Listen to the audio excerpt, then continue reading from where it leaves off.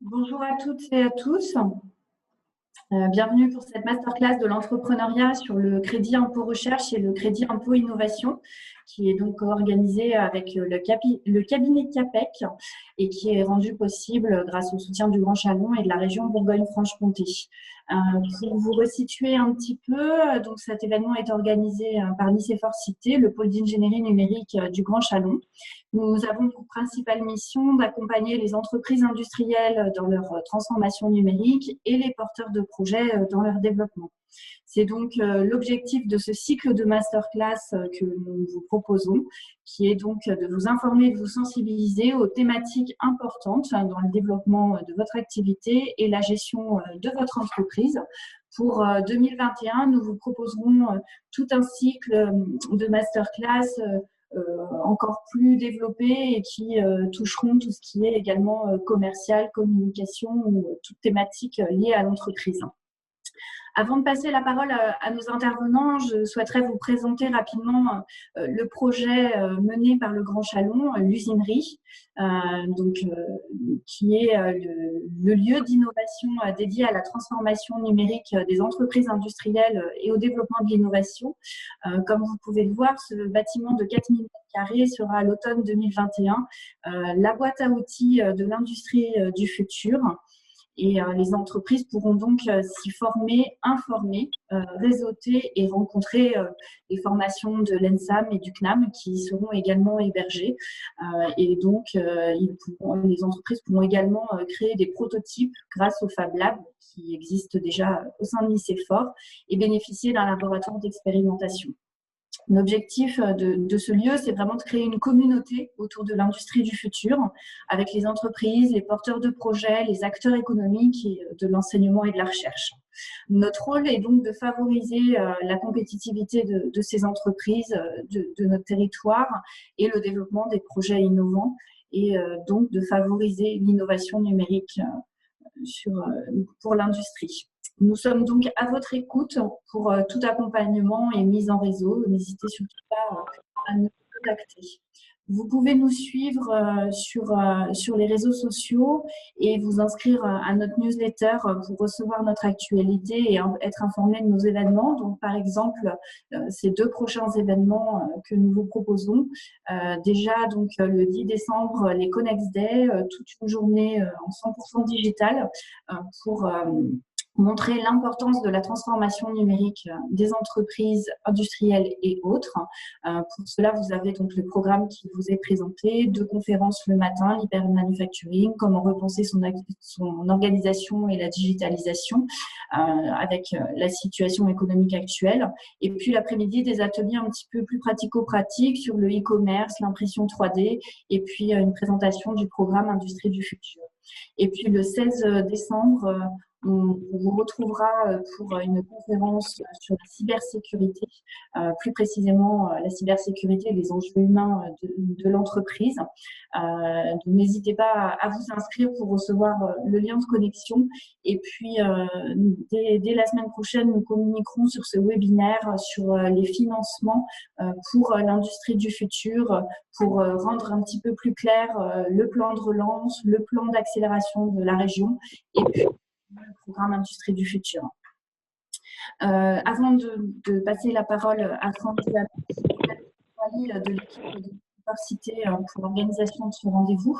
Et puis, je vais donc passer la parole à Franck et remercier donc Franck Duhamel du cabinet La Cap, Delphine Croisier de la société Vivexia et puis également Stéphane Sapolin, excusez-moi, de Connexcience qui ont accepté de participer à cette masterclass. Franck, je te passe la parole.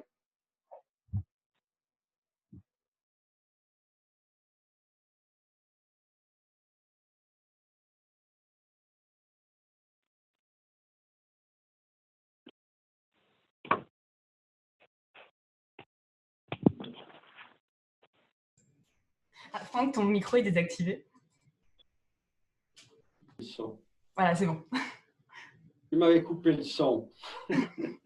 Voilà, bonjour à toutes et à tous là pour ce, je crois, septième masterclass qui va concerner maintenant le crédit d'impôt recherche. On n'a pas eu l'occasion en 2 ans d'aborder encore véritablement le sujet, le crédit d'impôt recherche, crédit d'impôt innovation. Donc, on va dérouler ça. Donc, je me présente pour ceux qui ne me connaissent pas. Je sais qu'il y a certains partenaires ou clients qui sont là présents, donc qui me connaissent bien évidemment. Pour ceux qui ne me connaissent pas, voilà, je suis Franck Duhamel, expert comptable spécialisé dans les startups depuis plus de 15 ans. J'ai accompagné un peu plus de 220 entreprises maintenant à leur création-développement sur la thématique de la startup. Essentiellement, c'est mon cœur, mon volant technique principal. Voilà, et CAPEX a un cabinet de 70 collaborateurs sur 4 sites en Bourgogne, Auxerre, Dijon, Châlons, Mâcon, grosso modo sur l'axe A6, avec une équipe de spécialistes, de collaborateurs spécialisés qui travaillent avec moi. Je ne travaille pas tout seul. Alors, là, il faut que tu… Voilà. Il faut que tu lances là, avec peut-être… Voilà, c'est activer la zapette. Donc, le crédit d'impôt recherche, c'est un enjeu majeur dans le financement de la R&D en France, puisque ça existe, je crois, depuis 1983. C'est 25 000 entreprises qui en bénéficient tous les ans. On est sur un budget, dans le budget annuel de l'État, c'est un budget qui représente pas loin de 7 milliards d'euros. Donc, c'est un dispositif, on va le voir, en constante évolution. Tous les ans, ou presque, il y a des adaptations qui sont faites dans les différents projets de loi de finances, mais grosso modo, quand même, le dispositif est relativement stable par tranche de 5 ou 10 ans. Donc voilà, ensuite, c'est des ajustements qui peuvent arriver. On va en parler. On va parler de l'actualité fiscale pour 2021 et 2022. Voilà. Alors, l'expert comptable, lui, en général, va connaître ces dispositifs, les dispositifs de crédit d'impôt. Ce n'est pas un spécialiste du crédit d'impôt recherche. On est toujours dans notre casquette de généraliste et il y a par moment la nécessité de faire appel à des sachants. Et ces sachants, il y en a beaucoup en France. Moi, je travaille avec Stéphane Sapolin de la société Connexiance. Donc, Stéphane qui va co-animer avec moi, on a préparé ce masterclass pour qu'il nous ramène sur des focus très particuliers qui nécessitent notamment son expertise et sur lequel moi je m'efface compte tenu de la nécessité de la profondeur d'analyse que peut nécessiter certaines situations. Stéphane, qui es-tu? Si on te donne le son. Je l'ai pris, c'est bon. Voilà. Merci Franck. Merci à tous. Bonjour à toutes et à tous. Effectivement, donc moi je suis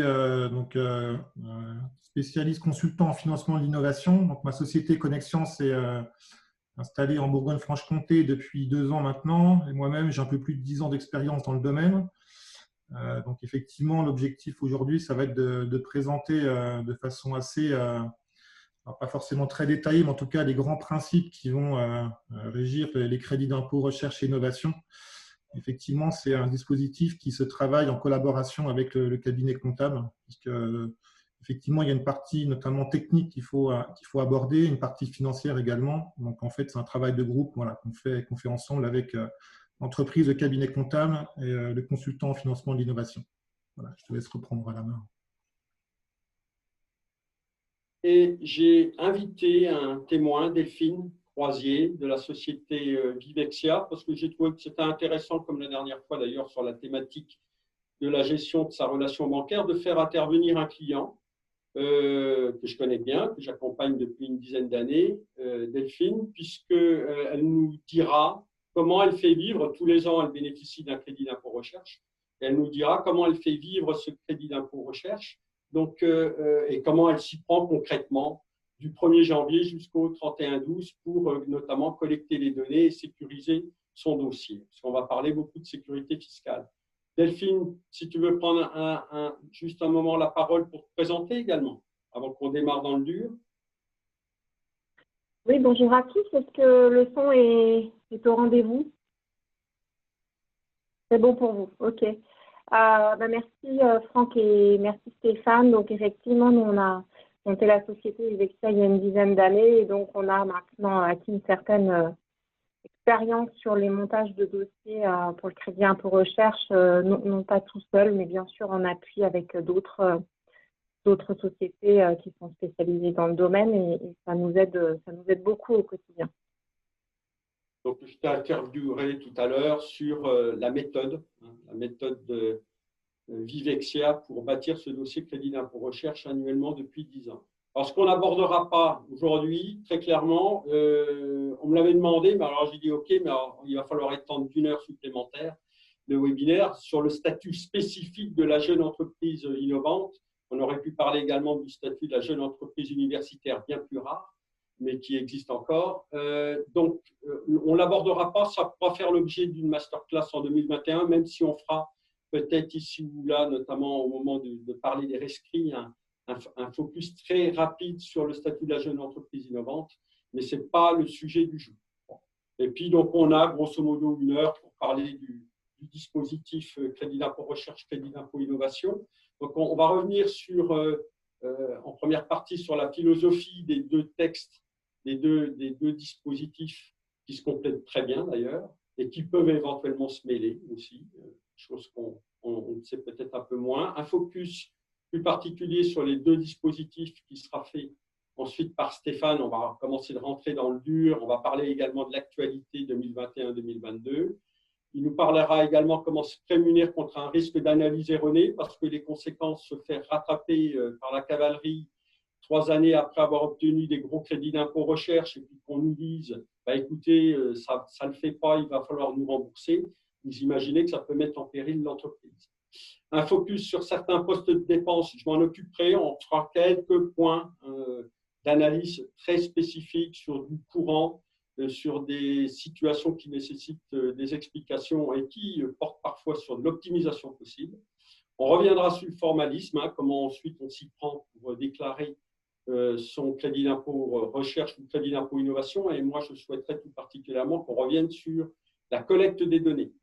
Ces collectes des données, on va voir, elles sont très importantes pour monter un dossier béton. On passera ensuite au témoignage de Delphine et on terminera par une série de questions-réponses. Donc, vous pourrez, avec le module chat, sans difficulté, poser vos questions. Elles seront recensées et ensuite, Coralie s'occupera de les lire et on verra les questions en fonction du domaine de compétences. Alors, moi, je reviens sur la philosophie des 2 dispositifs crédit d'impôt recherche qui existent depuis donc, 30 ans et le crédit d'impôt innovation qui est, lui, bien plus jeune. Sur le crédit d'impôt recherche, donc très clairement, la volonté de l'État, c'est de développer les projets de recherche en France. Et qu'on reste encore une nation qui soit très en avance sur toutes les thématiques touchant à la recherche-développement. C'est également collaborer et faire travailler les laboratoires publics. Donc, on a aussi des incubateurs qui travaillent sur cet aspect des choses pour faire du transfert de savoir-faire et de découverte. C'est gérer tout ce qui va être dépôt des brevets, c'est participer à des congrès, à de la veille. Et on va le voir également avec un dispositif qui existe depuis quelques années et qui est très intéressant, c'est de faciliter l'embauche des jeunes docteurs. Voilà. Alors, des docteurs ou des doctorants aussi, parce qu'il y a des dispositifs qui sont spécifiques pour les doctorants. Et ensuite, une fois qu'ils sont diplômés, on va le voir, embaucher un jeune docteur pendant 24 mois ne coûte quasiment rien du tout grâce au dispositif du crédit d'impôt recherche. Le crédit d'impôt recherche, c'est 30% des dépenses qui sont éligibles. Alors, quand on parle de crédit d'impôt recherche, il y a souvent 2 volants dans les startups que je vais accompagner.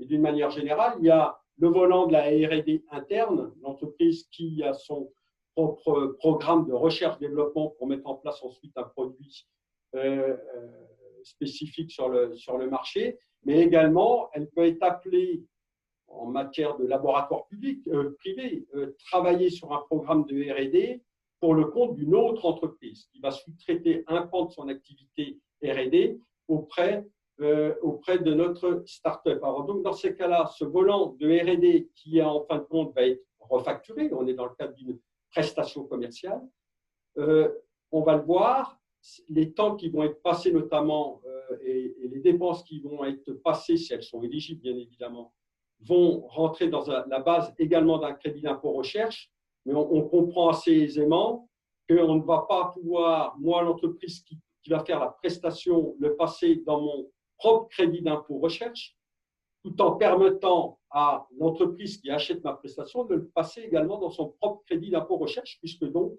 on arriverait à un cumul de dispositifs qui n'est pas possible.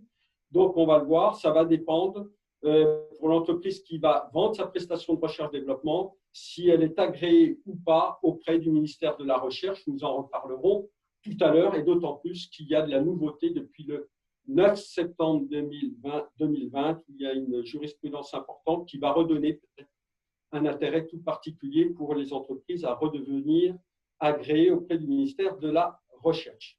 Pour le crédit d'impôt innovation, donc qui est un dispositif plus neuf, donc là, très clairement, c'est d'encourager les dépenses d'innovation en dehors des activités de R&D, parce qu'on a beaucoup d'entreprises qui ne sont pas des startups, qui pourtant vont faire de l'innovation dans tous les domaines d'activité, y compris, pourquoi pas, un cabinet d'expertise comptable, bien évidemment, et on va faire un prototypage, on va réfléchir à de nouveaux dispositifs, à des nouveaux produits sur le marché, et donc c'est d'encourager l'innovation également dans ces entreprises-là qui ne sont pas typées start-up, et certaines dépenses vont être éligibles à un crédit d'impôt innovation qui, lui, sera de 20% de l'assiette et plafonné à 80 000 € par an. Je n'ai pas trop parlé du plafond du crédit d'impôt recherche, puisque là, on parle en millions d'euros. Donc, bien souvent, les entreprises, en tout cas les startups au départ, ne seront pas sur ces montants-là. Ça sera réservé évidemment aux très grandes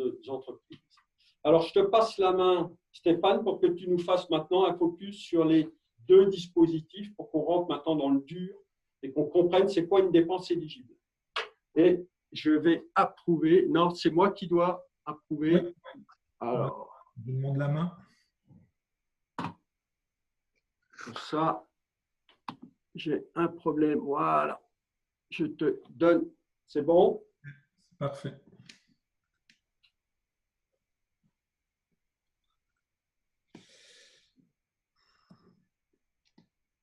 Impec. Ça marche. C'est parti. Donc, effectivement, le crédit de recherche, comme son nom l'indique, c'est un crédit d'impôt qui va favoriser donc, les activités de recherche et développement au sein des entreprises. Et donc là, pour le coup, c'est ce qu'on va faire dans cette masterclass, c'est vraiment de différencier ce qui est considéré comme de la recherche et développement, ce qui est considéré comme de l'innovation. En gros, la problématique qu'on a souvent et qu'on rencontre au sein des startups ou même des entreprises qui sont des porteuses de projets de ce type-là, c'est de faire cette distinction-là qui n'est pas forcément simple. Donc, on va y revenir aujourd'hui. Sachant qu'effectivement, on a un peu tous notre vision personnelle et forcément subjective de ce que c'est que de la R&D et de l'innovation.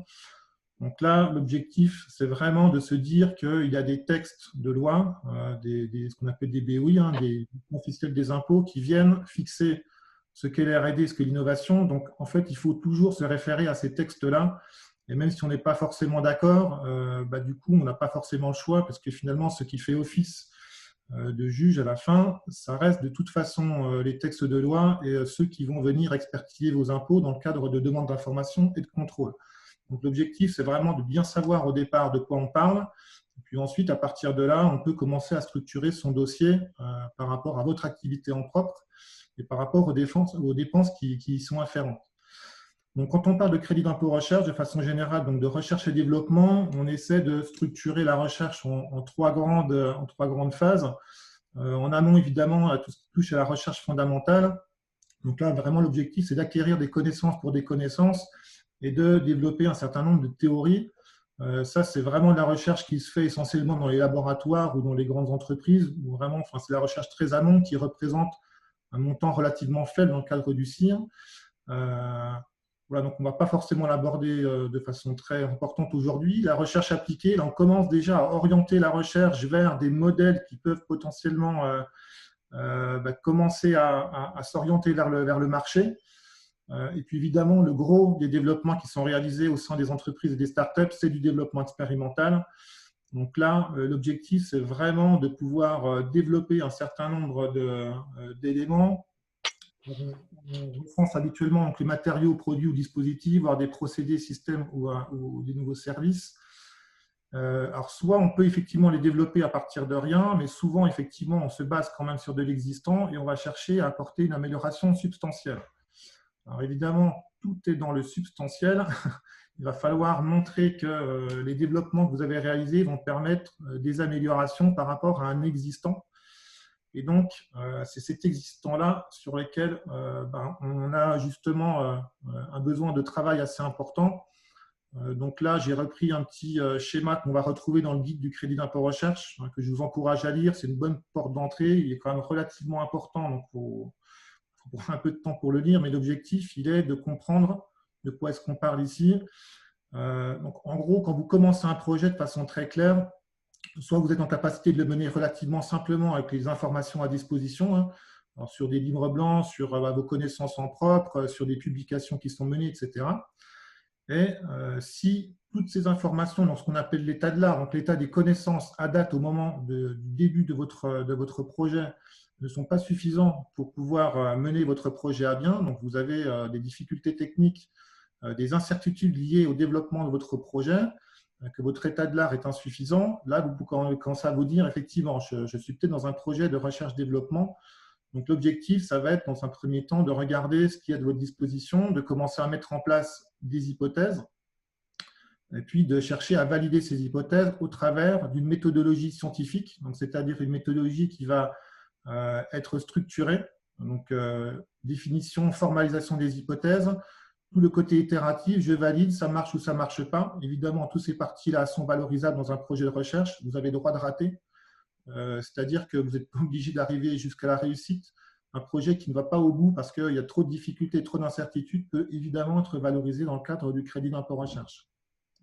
Donc, en gros, ce qu'on cherche à prouver, là, c'est vraiment l'éligibilité du projet par rapport à la fois à l'état de l'art insuffisant, à des incertitudes et des verrous technologiques qui sont réels, même pour une personne qui est compétente dans son domaine. Voilà. Donc, une fois que vous avez déjà commencé à identifier ces projets-là, vous pouvez dire effectivement, on se rapproche d'un projet de R&D qui peut potentiellement être éligible au crédit d'impôt recherche. Pour le crédit d'impôt innovation, c'est différent. L'approche, ce n'est pas d'acquérir des connaissances en propre, c'est vraiment de mettre sur le marché des biens, alors matériels ou immatériels, qui n'existent pas encore. Donc, en fait, quand on parle d'innovation, c'est vraiment l'innovation par rapport au marché. Donc là, on n'est plus sur un état de l'art, on est vraiment plus sur une étude de marché. Donc là, l'objectif, c'est de regarder parmi vos concurrents qui sont ceux qui font, en tout cas, qui mettent sur le marché des biens qui sont similaires aux vôtres et en quoi, finalement, vos biens vont être supérieurs à eux. Alors là, pour le coup, les textes sont relativement clairs. Je vais passer plutôt à l'autre schéma parce qu'il est un peu plus clair.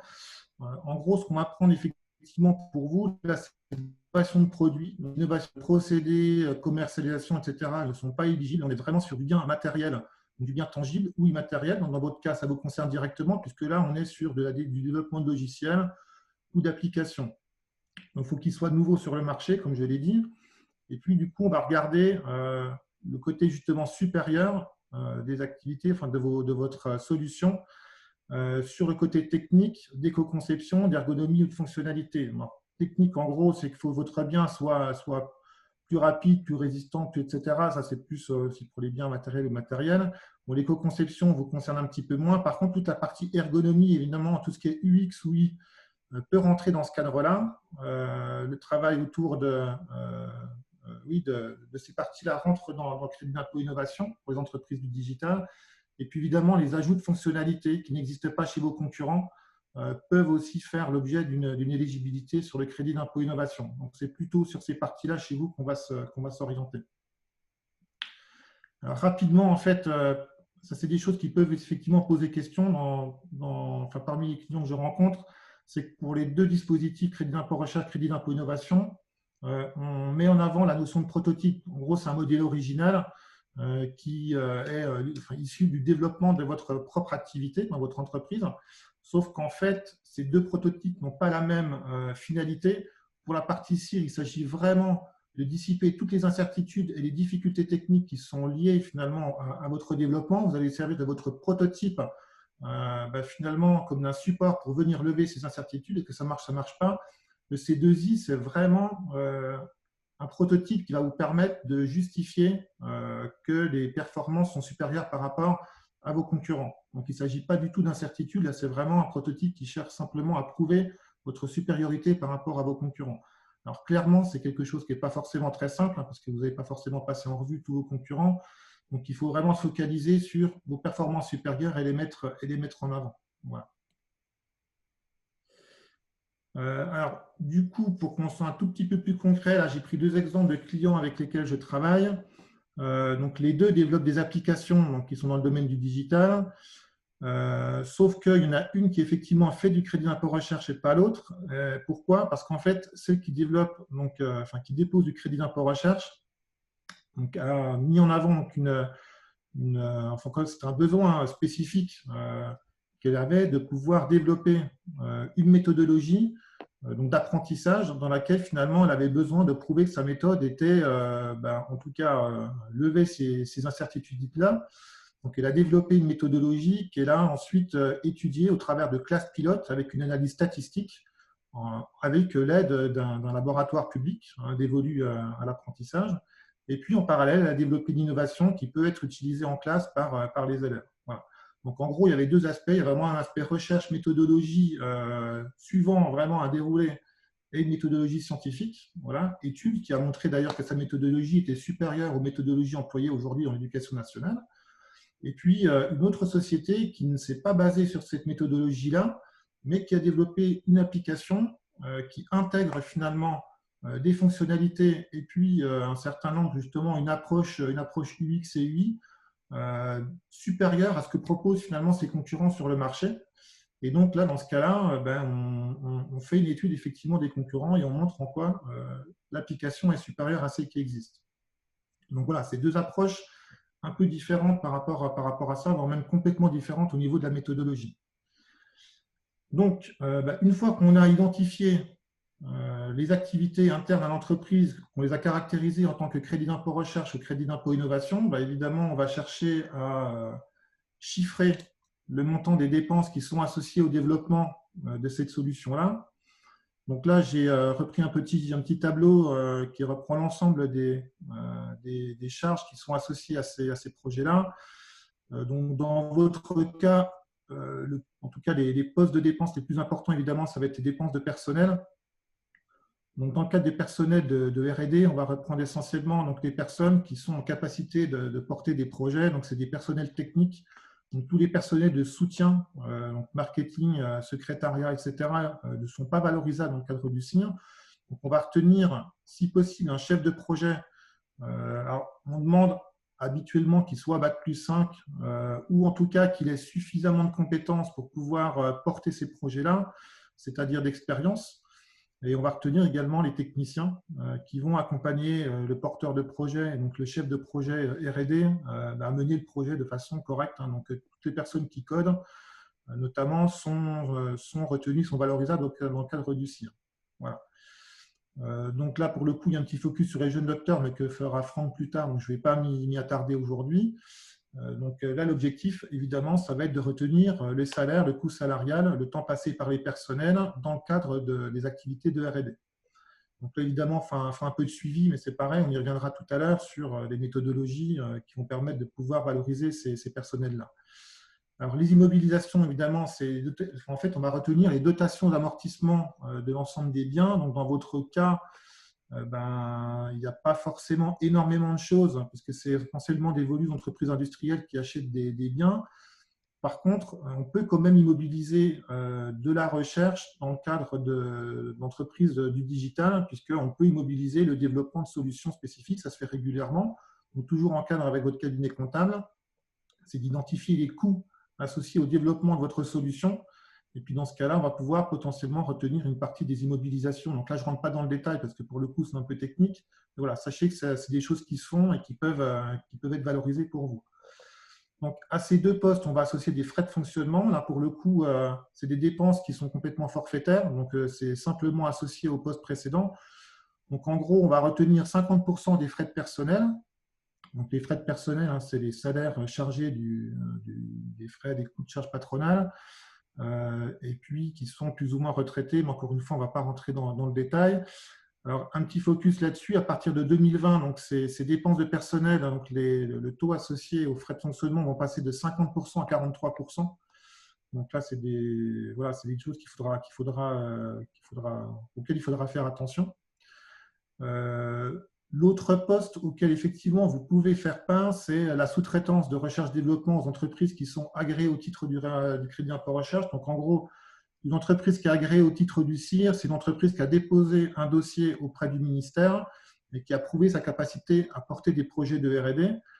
Donc, pour vous, de façon très pragmatique, si vous avez besoin de faire de la sous-traitance, vous pouvez passer par le site du ministère. Il y a des listes d'entreprises qui sont agréées au titre du CIR. L'objectif, c'est que vous puissiez rentrer leur facture dans votre assiette de crédit d'impôt recherche et du coup, ça vous coûtera 30% moins cher. Voilà. Si vous passez par des organismes publics de recherche, là, pour le coup, la facture est multipliée par 2, donc vous récupérez 60% du montant du crédit d'impôt recherche. Alors, juste un petit focus aussi là-dessus, ce doublement va être finalement annulé à partir de 2022. Donc, en gros, vous pourrez, si vous passez par un laboratoire public, de toute façon, le laboratoire public sera de toute façon agréé. Par contre, ce sera x1 et non plus x2. Voilà. Si vous déposez des brevets, vous pouvez aussi passer les coûts de dépôt de brevets auprès de votre cabinet de pays et la maintenance dans les dépenses de CIR. Et puis, la partie veille technologique, en fait, c'est le temps que vous passez dans des salons où c'est des coûts, vous avez passé aussi les coûts salariaux que vous allez engager pour aller faire de la veille technologique. Voilà. Donc là, pour le coup, ça peut être aussi des bases de données, tout ce qui est congrès, etc., les déplacements, avec un plafond à 60 000 €. Donc, c'est des coûts qui peuvent être intéressants aussi si vous notez tous vos déplacements. Voilà. La normalisation, je vais y passer, c'est simplement si vous faites partie de structures de normalisation type AFNOR, etc. Et puis, un truc important aussi, si vous faites des demandes auprès de la BPI ou de structures qui sont en capacité de vous donner des subventions, des avances remboursables, vous pouvez en fait être amené à les déduire de votre assiette de crédit d'impôt recherche. Donc là, c'est pareil, il faut regarder les dépenses à l'intérieur des subventions et puis les déduire totalement ou partiellement. Voilà. Donc ça, c'est des études qui se font avec votre cabinet en financement de l'innovation. Donc, je vais passer rapidement aussi sur le crédit d'impôt innovation. Les dépenses sont relativement équivalentes. Simplement, pour la sous-traitance, on ne passe pas par les laboratoires. On considère qu'à partir du moment où vous faites appel à un laboratoire, c'est pour de la R&D, ce n'est pas pour de l'innovation. Les dépenses de personnel sont équivalentes. Pareil pour l'immobilisation. Là, ça ne change pas, avec des déductions également de subventions aux besoins. Donc, on va passer sur la partie donc, comment se prémunir des problèmes qu'on peut rencontrer dans le cadre du crédit d'impôt recherche. Donc là, clairement, les crédits d'impôt sont complètement déclaratifs. C'est-à-dire que vous allez les déposer en même temps que votre liasse fiscale. Et puis ensuite, vous pouvez faire l'objet d'un contrôle. Donc là, l'objectif, ça va être de préparer en fait votre contrôle. Mais auparavant, ce qui est possible de faire, avant de déposer votre dossier, c'est de déposer ou de rédiger un rescrit. Donc, ce rescrit, en gros, c'est une procédure fiscale qui va être déposée auprès de l'administration et qui va présenter vos projets. Et puis, l'administration va étudier ces projets et regarder si effectivement ils répondent bien aux dispositifs et aux caractéristiques d'un projet de recherche et développement ou d'un projet d'innovation.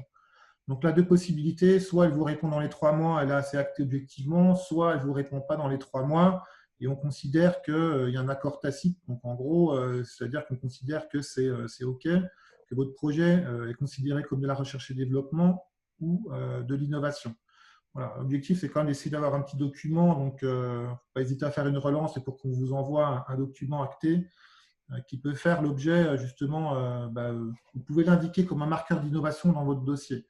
Alors, il faut juste faire attention parce que pour le coup, par définition, un projet de recherche, il est amené à évoluer. Donc, si ce projet évolue trop et que ce que vous présentez 1 an ou 2 ans plus tard est très différent de ce qui est présenté dans le rescrit, il peut y avoir, le rescrit, ce n'est pas quelque chose qui vous protège à 100%, c'est simplement un marqueur d'innovation très important, donc vous pouvez le demander, mais il n'est pas suffisant pour autant. Voilà. Donc, pour ça, en fait, le gouvernement a mis en place le rescrit roulant qui vous permet minimum 6 mois avant le dépôt de votre dossier, de pouvoir redemander un autre rescrit, c'est pour ça qu'on appelle rescrit roulant, et qui précise les avancées de votre projet entre le premier rescrit et puis le suivant. Voilà. Donc c'est pareil, comme a dit Franck, on ne va pas rentrer dans le détail des JEI, sachez simplement qu'il y a des rescrits aussi pour la jeune entreprise innovante qui permet aussi de caractériser votre entreprise au regard de la JEI, est-ce que vous y avez droit ou pas, avec une demande auprès de l'administration. Je suis désolé, j'étais un petit peu long. Je passe la main à Franck pour la suite.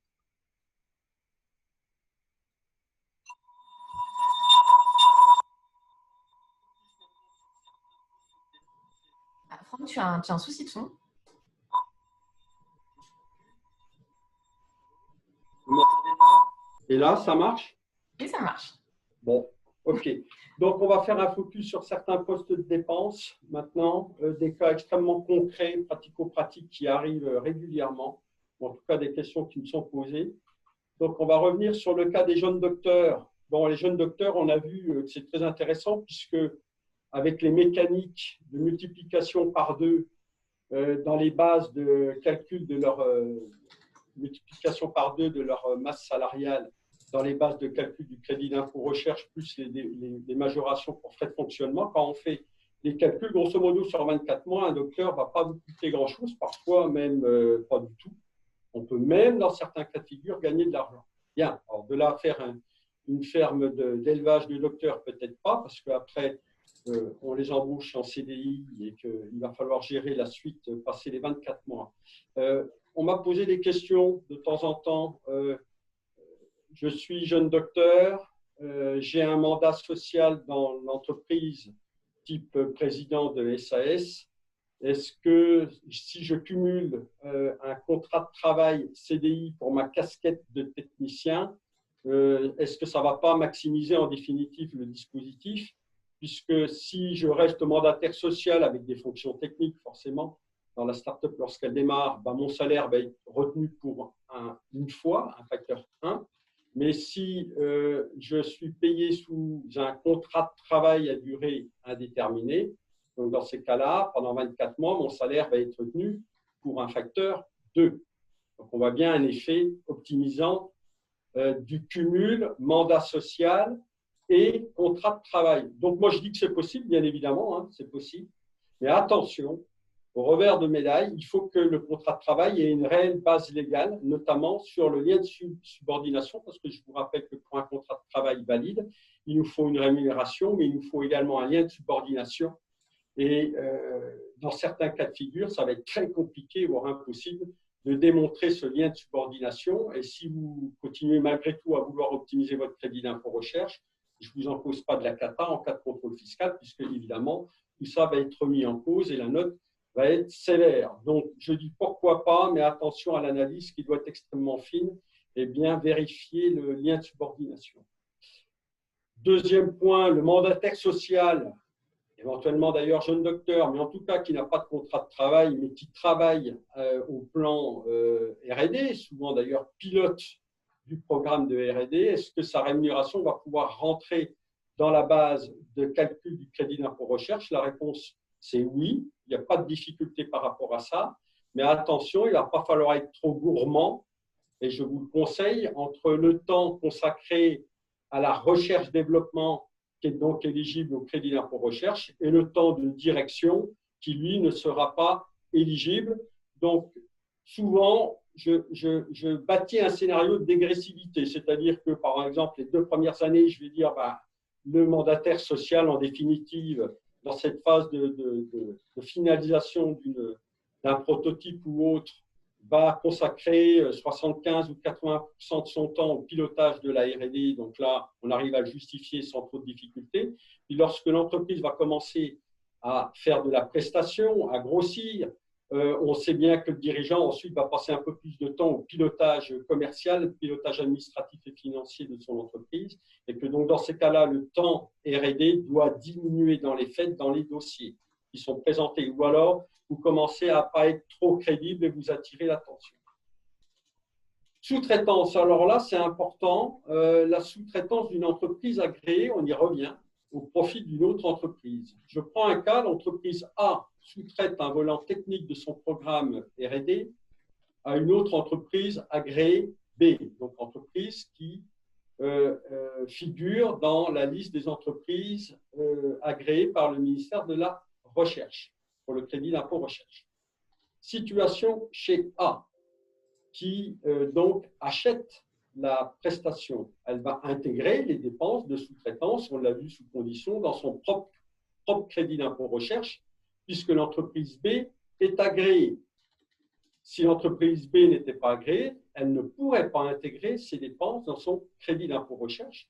Donc, on voit bien que pour les entreprises A, qui veulent sous-traiter une partie de leur R&D vont être peut-être plus sujettes à regarder un petit peu dans la liste des entreprises agréées auprès du ministère de la Recherche. Situation chez B.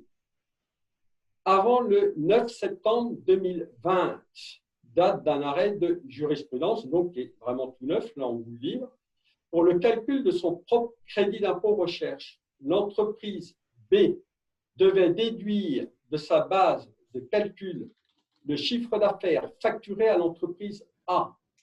Donc, elle devait déduire le coût de production de la R&D qu'elle a fournie pour son client.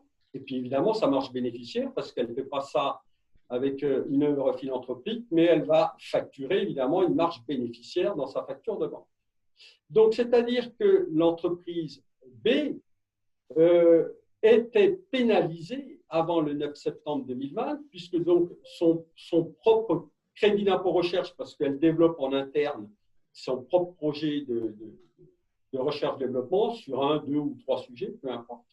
En fin de compte, on devait déduire de cette base-là, de cette R&D interne, on devait également déduire les factures de vente auprès de l'entreprise A. Et donc, fort de ça, il y a un paquet d'entreprises, moi je leur ai conseillé de sortir de la liste de l'agrément auprès du ministère de la Recherche. Elles ont bien compris pourquoi et je leur demandais ensuite de négocier une remise tarifaire avec leurs clients, mais l'idée c'était pour leur faire un semblant de crédit d'impôt recherche commerciale, j'allais dire, via une remise commerciale. Mais le but, c'était d'éviter de ne pas se pénaliser sur la propre R&D qu'on pouvait faire dans l'entreprise. Alors maintenant, le débat il est terminé. Depuis le 9 septembre 2020, l'entreprise B n'aura à déduire de la base de son propre crédit d'impôt recherche que le coût de production de la R&D qu'elle aura vendu à A, c'est-à-dire qu'on ne retient plus la notion de facture de vente ou de chiffre d'affaires. Donc ça c'est très important parce que ça va redonner de l'intérêt à l'agrément auprès du ministère de la Recherche. Moi, les entreprises que j'ai demandé à sortir, en tout cas que j'ai conseillé de sortir de l'agrément, pas toutes, mais certaines. Là, je vais leur demander de revoir leur position. On va revoir le calendrier tout à l'heure, mais je vais leur demander de revoir la position par rapport à cette jurisprudence qui est très intéressante. Alors attention maintenant, dans ces cas-là, il nous faudra bien distinguer encore un peu plus fort quelle est la partie de la R&D interne, quelle est la partie de la R&D qu'on aura refacturée ensuite à d'autres entreprises. Donc ça, tout l'enjeu va être dans la manière de collecter les données. Le temps des chercheurs et des techniciens, ne pas prendre 100% de leur temps payé mensuellement, mais sur le temps effectif. Des fois, et j'ai vu, hein, c'est monstrueux, dans des dossiers qu'on retenait 100% du salaire de l'ingénieur, du docteur ou des techniciens qui concourent au programme de R&D. On ne peut absolument pas ensuite, en cas de contrôle fiscal, se défendre, puisqu'il y a des temps de congés payés, il y a des absences diverses et variées, il y a notamment maladie, il y a les temps de pause, il y a les temps de gestion administrative. Donc, on ne peut pas raisonner là-dessus. Alors, ça va dépendre des postes, mais on va souvent tomber en dessous de 90-85% si on ne veut pas attirer les foudres de l'administration fiscale en cas de contrôle. Voilà, donc il faut être prudent là-dessus, il ne faut pas être trop gourmand. C'est toujours une règle de sagesse. 5e point, est-ce que je peux tout sous-traiter sans avoir aucune équipe interne? Ça m'est déjà arrivé. Stéphane était un peu surpris, mais j'ai accompagné des startups où le dirigeant n'était absolument pas ingénieur, docteur ou une expérience qui pourrait nous amener sur ce type de diplôme et qui sous-traitait donc l'intégralité de ces dépenses de R&D auprès de laboratoires publics et auprès de laboratoires ou d'autres entreprises privées. Donc attention, en principe, il convient de justifier en interne la présence d'au moins d'un chercheur, un diplômé donc soit d'études Bac+5 ou soit autodidacte, à nouveau, c'est toujours possible, mais il va falloir prouver qu'on a les capacités et l'expérience, donc ça c'est un peu le CV qui va le démontrer, de piloter un programme de R&D. Donc attention aux entreprises qui n'auraient pas d'équipe de R&D interne, ça peut poser des problèmes et là il faut faire pousser une analyse fine. Je vous conseille d'être extrêmement vigilant. 6e point, dossier d'agrément auprès du ministère de la Recherche, notamment donc lorsque j'entends faire bénéficier à mon client du crédit d'impôt recherche sur les travaux de recherche-développement que je vais lui vendre. Donc et on a dit que ça retrouvait un intérêt à compter du 9 septembre. Donc, pour une première demande d'agrément en 2021, il faut déposer avant le 31 mars. Stéphane, je crois qu'avant, c'était le 31 mai. Ça a été avancé, c'est le 31 mars 2021. Sinon, l'agrément est reporté pour l'année suivante, si on loupe le coche. Donc, attention à la gestion du planning. Et pour une demande de renouvellement, parce que c'est un agrément ensuite qui est limité dans le temps, pour la demande de renouvellement de l'agrément, il faut le faire avant le 30 novembre de la dernière année accordée. Sinon, la demande de renouvellement sera rejetée. Donc, il y a bien une gestion de planning à faire et être prévoyant par rapport à ça. 7.7, déduction des subventions reçues sur le programme de R&D faisant l'objet d'un crédit d'impôt recherche. Donc, on l'a vu, Stéphane nous l'a expliqué tout à l'heure, que lorsque je compile toutes mes dépenses qui vont me faire ma base positive du crédit d'impôt recherche, je vais déduire quand même des éléments, notamment le plus courant, ça va être les subventions que je vais pouvoir recevoir sur le programme de R&D que j'entends mener dans mon entreprise. Donc, je vais vous donner un exemple de savoir comment on va rattacher ces subventions, avec un exemple, j'allais dire assez fréquent en définitive, où le 3112N, je n'ai pas démarré mon programme de R&D, j'attendais notamment d'avoir l'accord de la subvention pour lancer ensuite une série de dépenses et de travaux. Je n'ai pas donc de base de crédit d'impôt recherche, mais je reçois, ou en tout cas on m'octroie officiellement, avec un document officiel, une subvention de 70 000 €.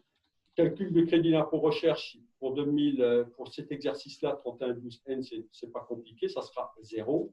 Je n'ai pas eu de crédit d'impôt recherche puisque pas de dépenses. 3112N plus 1, tiens, voilà, j'ai mon programme de R&D s'étale sur plusieurs années. J'ai notamment sur le N plus 1 des travaux pour 50 000 €. Donc, je vais imputer, à ce moment-là, je vais déduire et faire une imputation partielle de la subvention que j'ai reçue ou qu'on m'a octroyée en N pour 50 000 €, pas plus. J'aurai un reliquat à déduire de 20 000 €, on va le voir sur l'exercice suivant, et ma base de crédit d'impôt recherche à ce titre-là, en tout cas sur ce programme de recherche, sera de 0. Au 3112 N plus 2, j'ai des travaux de R&D qui se poursuivent pour 60 000. J'avais un reliquat de subvention à déduire pour 20 000 de l'année précédente. Donc, j'aurais complètement déduit ma subvention. Ma base CIR tombe à 40 000 €. Et l'année suivante, si je continue ce programme de R&D, j'en ai pour 45 000. Je n'ai plus de déduction à faire de subvention. J'aurais tout imputé. Et donc, ma base CIR, elle, est du montant des travaux réalisés. Voilà. Donc, on a bien une symétrie entre à quoi a servi la subvention et les dépenses réalisées dans mon programme de R&D, ce qui n'était pas le cas, je crois, avant 2014. Ça doit dater de 2014, ces précisions-là, parce que moi, je jouais un petit peu là-dessus. On parlait de subventions encaissées. Donc, souvent, je disais à mes entreprises, encaissez rapidement la subvention. Ne démarrez pas forcément tout de suite vos programmes de R&D. On attend l'exercice suivant. Et donc, dans ces cas-là, je n'aurai plus à déduire de subvention l'année où vous allez réaliser vos travaux et je maximise votre crédit d'impôt recherche. Je ne devais pas être tout seul à conseiller ça parce que vous voyez, on s'est fait rattraper par la cavalerie et maintenant, on ne peut plus jouer avec les dates d'encaissement. Et puis, pour finir, les déductions des avances remboursables. C'est pareil que les subventions, les avances remboursables, alors pas toutes, enfin, c'est pas tous les prêts, il y a une analyse fine qui va être faite. Les avances remboursables qui financent un programme de R&D, alors doivent être déduites de la base. Alors, le principe de ces avances remboursables, c'est que si c'est un succès, il va falloir les rembourser.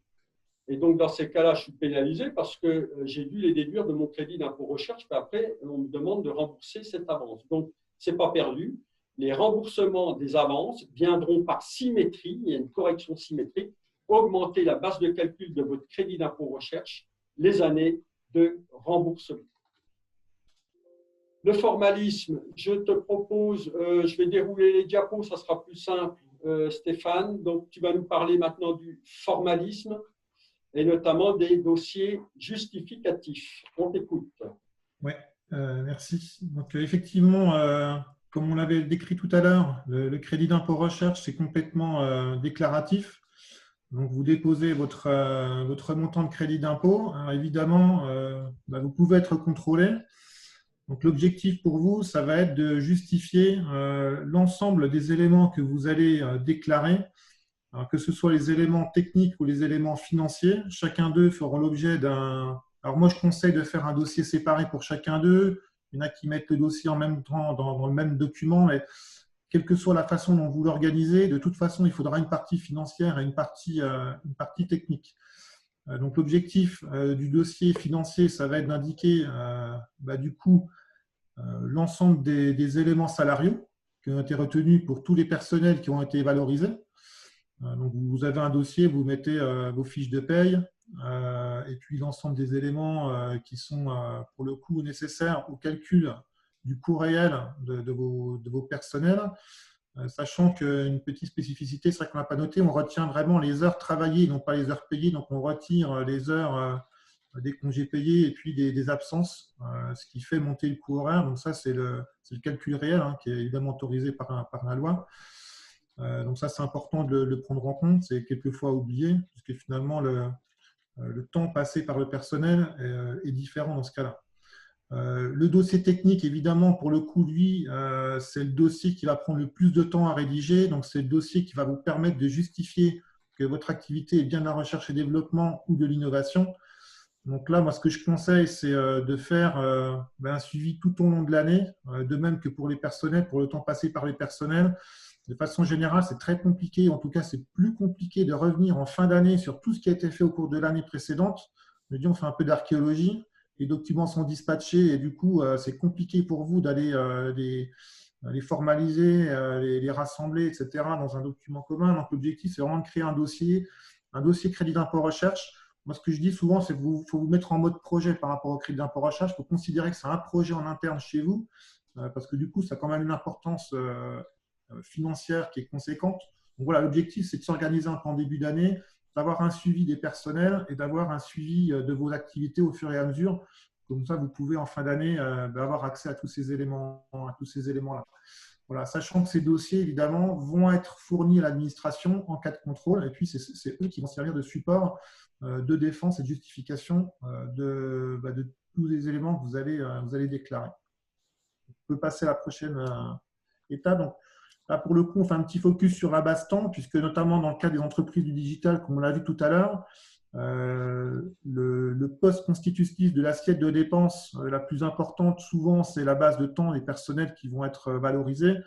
Donc là, l'objectif, c'est vraiment d'identifier les personnels qui sont éligibles, chercheurs techniciens, et ensuite, si possible, de mettre en interne un outil de collecte de données. Alors, de temps, il y a des outils qui existent déjà, qui sont des timesheets qui permettent de suivre. Après, un simple tableau Excel peut suffire. Par contre, ce qu'il faut bien préciser, c'est les phases sur lesquelles vous êtes amené à intervenir. La première phase de conception, la phase de réflexion, le brainstorming. Ensuite, les phases de développement, les phases de test, jusqu'au moment où vous prouvez que vous avez levé vos incertitudes techniques ou pas, et que vous aboutissez à une validation finalement de vos hypothèses de départ.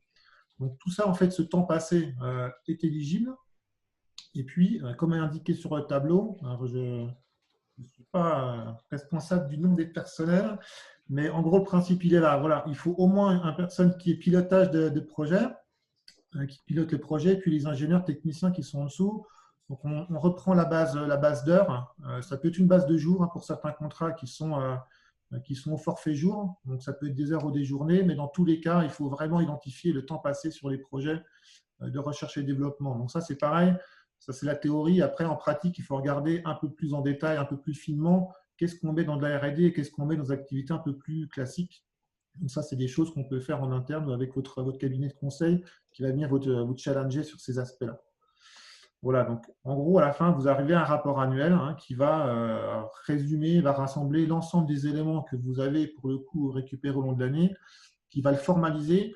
Parce qu'il y a quelque chose aussi qu'il faut prendre en fait en compte, c'est que les personnes qui vont lire votre projet, votre dossier, ils ne vous connaissent pas, ils ne savent pas ce que vous faites. Souvent, ce sont des personnes qui sont des juristes, qui ne sont pas des scientifiques, qui ne comprennent pas donc, le fond technique de votre projet. Donc, il y a un effort à faire de formalisation, de vulgarisation, pour qu'on comprenne à la fois les difficultés techniques de votre projet sans complètement les perdre. Voilà, ça ne sert à rien de mettre vos lignes de code, entre guillemets, mais en plus, souvent, c'est un peu protégé.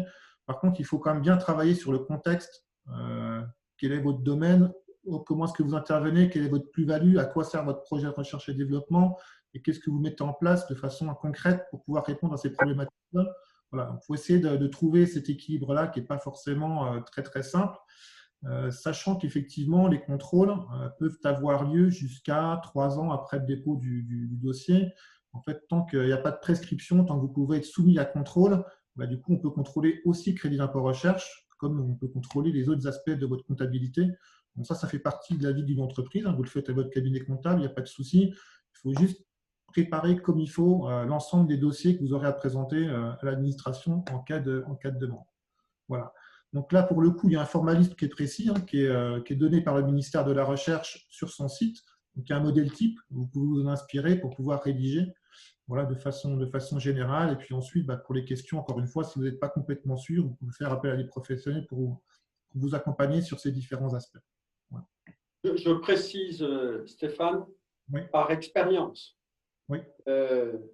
Nos startups travaillent très bien la collecte des données. Enfin, on les assiste dans la démarche, on met les outils qui vont bien, on les conseille. Ce qui va pêcher derrière, qui n'est plus notre ressort, en tout cas en tant qu'expert comptable, c'est le rapport annuel.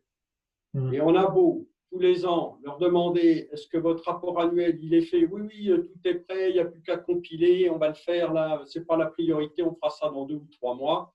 Je suis persuadé que si je vais j'ai des clients qui m'écoutent, je suis persuadé que pour certains d'entre eux, si je reviens chercher un rapport annuel qui a été fait il y a 3 ans, on a peut-être des étapes préparatoires, mais il n'est pas prêt. Bon courage en cas de contrôle fiscal. Donc, il est très important parce que s'il n'est pas probant, c'est tout simplement la caractérisation de dépenses non éligibles et c'est la remise en cause purement et simplement du crédit d'impôt recherche. Donc, on voit bien qu'il est très important et d'ailleurs, Delphine, je vais lui demander d'intervenir plus spécifiquement là-dessus. On va peut-être parler de la monnaie qu'on doit encaisser. Stéphane, qu'est-ce que tu as à nous dire là-dessus? Oui, pour le coup, c'est des questions qui reviennent souvent. C'est en gros, le crédit d'impôt vient s'imputer sur l'impôt sur les sociétés. Alors, étant donné que vous, en plus, alors soit vous êtes JEI, soit vous êtes jeune entreprise, en tout cas PME, vous avez droit à une restitution, alors qu'on appelle immédiate du crédit d'impôt recherche innovation. Alors, ça ne veut pas dire que dès que vous déposez votre dossier, vous allez l'avoir dans les 15 jours. Ça peut durer un peu. D'ailleurs, en ce moment, c'est le cas. Les impôts sont complètement surchargés. Donc, il y a des dossiers qui ont été déposés au mois de juin, mai-juin, qui sont encore aujourd'hui en étude. Mais ça veut dire que vous n'avez pas à attendre que tout votre crédit d'impôt soit imputé sur votre IS de cette année, enfin impôt sur les sociétés de cette année, des années à venir. En fait, ce que vous allez faire, vous allez calculer votre montant d'IS, et s'il est à 0, en gros, vous allez pouvoir bénéficier de l'ensemble de votre crédit d'impôt au cours de l'année où vous allez le déposer. Donc ça, c'est un gros intérêt parce que ça vient directement dans votre trésorerie. Ce n'est pas prélevé par l'impôt, c'est un pur crédit d'impôt, c'est retraité de façon extra-comptable, donc c'est un avantage qui est extrêmement important par rapport à ça. Et puis si, admettons, je prends un exemple, vous avez 100 000 de crédit d'impôt, vous avez 50 000 d'IS, vous pouvez bénéficier simplement de 50 000 € de crédit d'impôt. Donc c'est extrêmement important et c'est très intéressant pour vous. Alors effectivement, les délais de remboursement, là le problème c'est que c'est complètement aléatoire. En général, vous déposez votre crédit d'impôt en même temps que votre liasse fiscale au mois de mai si vous clôturez au 31/12. En tout cas, vous déposez ça en même temps que votre liasse fiscale. Si ça va vite, ça peut arriver dans les 2 mois. Et puis après, il peut y avoir ce qu'on appelle des demandes d'information qui ne sont pas des contrôles à proprement parler, donc qui augmentent un peu le délai.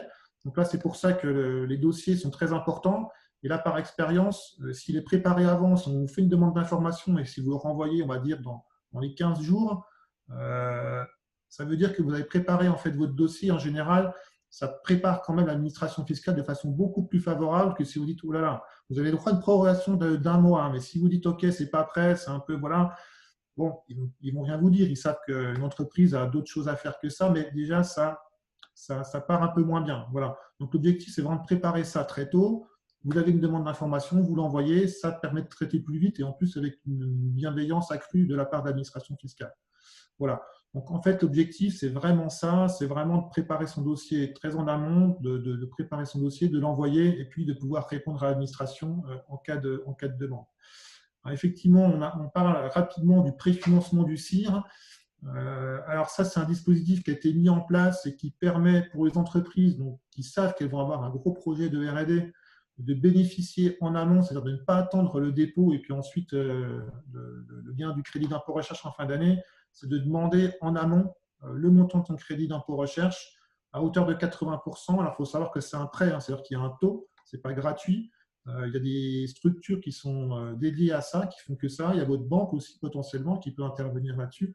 En gros, le principe, c'est de dire, voilà, vous pouvez bénéficier du crédit d'impôt en amont, ce qui permet de renforcer votre trésorerie et puis d'engager des dépenses de recherche du coup avant et de pouvoir finalement bénéficier de ça moins et de ne pas attendre finalement que votre crédit d'impôt tombe 1 an ou 1 an et demi plus tard. Voilà. Donc, on a fini sur cette partie-là. Merci Stéphane. Oui, donc effectivement, on constate des délais longs, très longs et parfois mystérieux. Écoutez, même sans demande d'information, je ne comprends pas. Il y a des fois, on va attendre plus de 6 mois. Allègrement 6 mois, hein, sans problème. Et alors qu'on n'a aucune question qui n'a été posée par l'administration fiscale. Je crois que tout simplement le dossier n'a pas été étudié. On est souvent, quand ça arrive, on est souvent sur des montants importants qui font l'objet d'une demande de remboursement. Je ne parle pas des crédits d'impôt de 30 000, 40 ou 50 000, mais lorsqu'on commence de présenter des dossiers à 200, 300 000 euros, on est un peu surpris des délais parce que ça devient des délais qui deviennent carrément inacceptables. On ne comprend pas que le dossier ne soit pas traité et souvent la start-up attend évidemment pour se refinancer des travaux de l'année précédente. Voilà. Alors, merci Stéphane pour toutes ces précisions. Reste connecté puisque nous allons avoir, j'imagine, une série de questions-réponses tout à l'heure. Là, on va passer à notre témoin, donc Delphine. Alors, Delphine, tu es une biotech qui est concernée par le crédit d'impôt recherche depuis ta création. On va dire que tu n'es plus vraiment une start-up parce que voilà, on passe les 8-10 ans, on n'est plus une start-up, mais on reste dans le monde de l'innovation et du crédit d'impôt recherche. Donc, moi, je voulais que tu témoignes pour que tu nous dises comment tu fonctionnes, parce que je sais que c'est très bien fait chez toi. Voilà. Donc, déjà, je ne t'ai pas choisi au hasard. Et je sais que c'est bien fait. Et moi, je suis en toute confiance par rapport à ça. Alors, déjà, j'ai des questions à te poser. C'était de savoir comment toi, tu as une équipe de chercheurs, tu es toi-même docteur, et comment tu as sécurisé au tout départ ton programme de R&D sous cet angle, crédit d'impôt recherche, j'allais dire également de la jeune entreprise innovante. Ok, Franck. Alors déjà, c'est vrai qu'on n'est plus jeune entreprise innovante. On a 11 ans d'existence maintenant, mais on reste jeune malgré tout. Donc, à l'époque, pour sécuriser l'approche du calcul de CIR, c'était effectivement très flou pour moi et donc je me suis rapprochée des sachants du domaine, dont par exemple le cabinet d'expertise comptable. Et la première chose qu'il a fallu vérifier, c'est si effectivement on était éligible au CIR, parce que évoluant dans le domaine de la biotech, la frontière entre services, connaissances acquises et innovation n'est pas toujours très facile à identifier. Donc ça, c'était le premier point sur lequel on voulait vraiment être certain de ce qu'on nous disait et pouvoir du coup anticiper la question du CIR. Donc pour toute la partie financière, on s'est bien sûr aidé de tes compétences, Franck, sur la gestion des outils à mettre en place, la gestion des outils financiers en particulier. Et donc, à cette époque-là, effectivement, on s'était posé la question de la demande de rescrit pour le statut JEI. Et finalement, on n'avait pas soumis cette demande parce qu'il n'y avait pas de caractère obligatoire et que finalement, au vu de nos activités R&D, eh bien, on avait considéré qu'on était éligible au statut JEI pour bénéficier donc de ces exonérations. Donc, a posteriori, c'est sans doute quelque chose que j'aurais finalement demandé parce que il y a eu quand même quelques demandes de la part de l'administration fiscale dans les années qui ont suivi 2009. Et donc, par mesure de précaution, je pense que je le conseillerais maintenant à ceux qui se lancent dans l'aventure. Et puis, pour la partie sécurisation du dossier technique, alors là, pour le coup, j'avoue que on a beaucoup progressé depuis parce que au démarrage de l'entreprise, c'est vraiment quelque chose qu'on a laissé de côté. Et donc, voilà, on va peut-être avoir l'occasion d'en reparler, mais sur la gestion du dossier technique, effectivement, c'est aussi un point d'amélioration auquel on a fait attention. Donc tu fais appel, me semble-t-il, à un cabinet externe maintenant pour gérer l'intégralité du processus de la demande du crédit d'impôt recherche et de son remboursement. Comment tu t'y prends, toi, maintenant, du 1er janvier jusqu'au 31/12, pour collecter les données de manière pratico-pratique? Qu'est-ce que tu as mis en place comme procédure dans l'entreprise? Alors effectivement, on s'aide du savoir-faire de cabinets qui sont spécialisés dans le domaine, et en particulier dans le domaine des biotech, parce que c'est comme bien particulier. Donc, on a l'habitude maintenant dans l'entreprise de gérer la constitution du dossier CIR, tant sur le plan financier que sur le plan technique, mais aussi grâce à ces aides-là.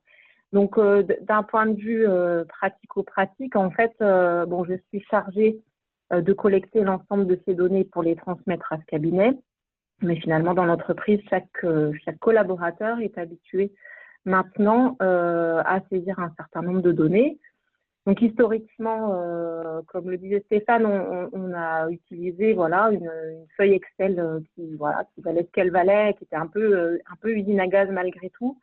Et qui a servi en son temps, et depuis 2013 en fait on a opté pour l'utilisation d'une solution qui est un logiciel complètement designé pour le pilotage à la fois des heures des collaborateurs, passer aux différents temps, aux différents projets R&D, et puis aux achats également. Donc ça permet de savoir exactement quel pourcentage de temps est passé par chaque collaborateur pour chaque projet.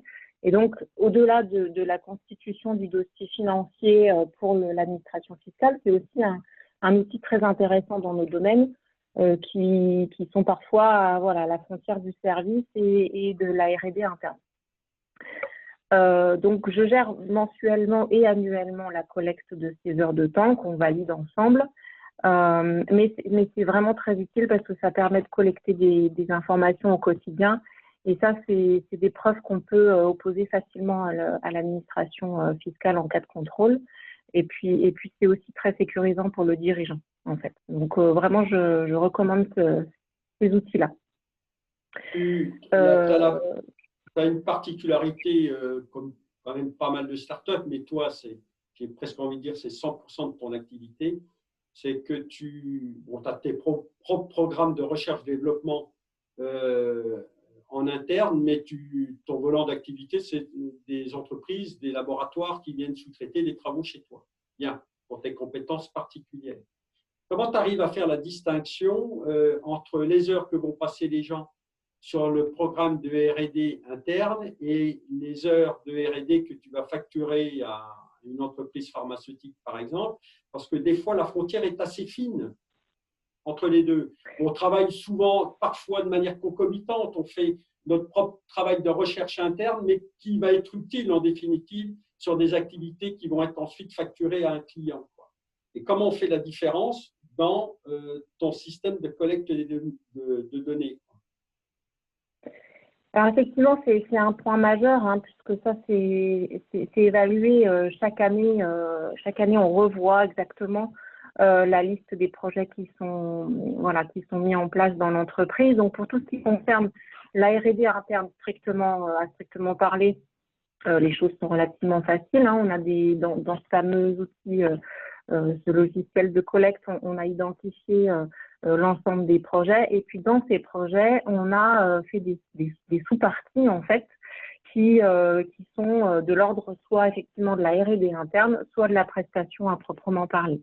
Et donc à chaque fois qu'on a effectivement une prestation de recherche pour un industriel, on essaie de définir quelles sont les différentes phases. Est-ce que c'est la mise au point, le développement du modèle, ou bien est-ce que ça rentre dans le cadre de la prestation à proprement parler? Donc avec l'expérience, maintenant, on a réussi à aborder un peu les choses. Et puis avec l'aide de ce cabinet de conseil en santé biotech, on arrive maintenant à avoir un arbitrage un peu plus aisé sur les tâches qui sont menées par chacun des collaborateurs. Et c'est vrai que voilà, ça nécessite une certaine habitude, une certaine expérience de la part de ses collaborateurs, mais de plus en plus, voilà, ils sont aguerris au remplissage de ces feuilles de temps.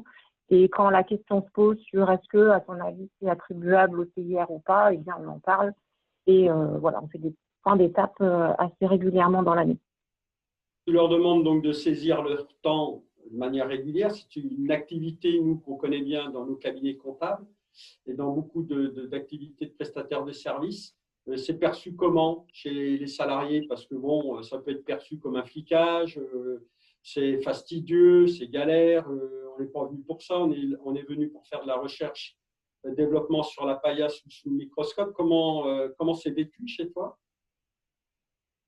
Alors, c'est vrai que le suivi des temps passés, c'est toujours un peu le mal aimé, hein, donc, parce que ça prend du temps. Mais encore une fois, avec l'expérience, je pense que ça prend de moins en moins de temps. Je crois que le point principal, c'est que dès lors que l'on explique, enfin de mon point de vue en tout cas, à l'ensemble des collaborateurs de quoi il s'agit et surtout quels sont les objectifs de ces collectes, et dès lors qu'on explique que c'est un vrai outil stratégique, finalement, ça pose relativement peu de soucis. Je pense que l'intervention aussi d'un cabinet extérieur, ça peut permettre voilà, d'apporter une certaine… voilà, c'est une entité extérieure qui peut avoir un petit peu plus d'impact sur la compréhension de la part de l'équipe. Mais en tout cas, voilà, je pense qu'effectivement, remplir des feuilles Excel au départ, ça a été une grosse erreur. Maintenant, le logiciel est vraiment très facile à utiliser et puis surtout, ça leur permet de piloter eux-mêmes leur gestion de projet. Donc, je crois que c'est finalement très bien accueilli. Bon, très bien.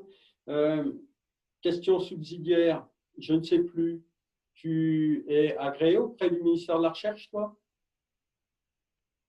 Très bonne question. Alors ça faisait partie des points de sécurisation au démarrage, puisque effectivement on a sollicité la demande d'agrément crédit impôt recherche au début de notre activité. Donc on a eu cet agrément pour 3 ans renouvelable. Et puis en faisant l'analyse rétrospective de ce qu'on y perdait et de ce qu'on y gagnait, on s'est dit qu'effectivement on avait plutôt intérêt à le dénoncer ou en tout cas ne pas le renouveler. D'autant qu'on a une activité qui est quand même orientée à l'international. Et puis surtout, on était perdant sur l'histoire que tu as expliquée sur l'intégration des dépenses. Et donc, la question va se reposer pour nous, là, pour cette année, bien évidemment, au regard des modifications qui ont été apportées. Donc, voilà, on l'a dénoncé pendant 3 ans et finalement, ça nous a plus servi que desservi. Bon. Oui, effectivement, il faudra, donc on connaît la date, 31 mars, il va falloir y réfléchir bien avant, effectivement, pour s'assurer s'il n'y a pas un intérêt à revenir chercher cet agrément. Pour terminer, Delphine, question confidentielle, tu peux ne pas y répondre. Est-ce que tu as déjà eu un contrôle fiscal spécifique, un crédit d'impôt recherche, parce que c'est souvent d'ailleurs des contrôles spécifiques qui arrivent. Est-ce que tu en as déjà eu un? Si oui, comment tu l'as vécu? Ou est-ce que tu as eu au moins des demandes d'information depuis 11 ans? Voilà, puisque ça fait 11 ans que tu déposes grosso modo des demandes de crédit d'impôt recherche. Et tu as le droit de ne pas répondre. Alors, on n'a pas eu de… Non, il n'y a rien de confidentiel. Je partage volontiers. Donc, on n'a pas eu de contrôle à proprement parler sur le CIR. On en a eu un de la part de l'URSSAF en 2017. Malgré tout, dans cette demande qu'on a eue en 2017 pour une évaluation 2015, on a eu des questions sur le justificatif du statut GI, les dépenses de personnel R&D. Enfin, c'était quand même un peu orienté. Et c'est donc pour ça que je conseille d'avoir ça à l'esprit quand même.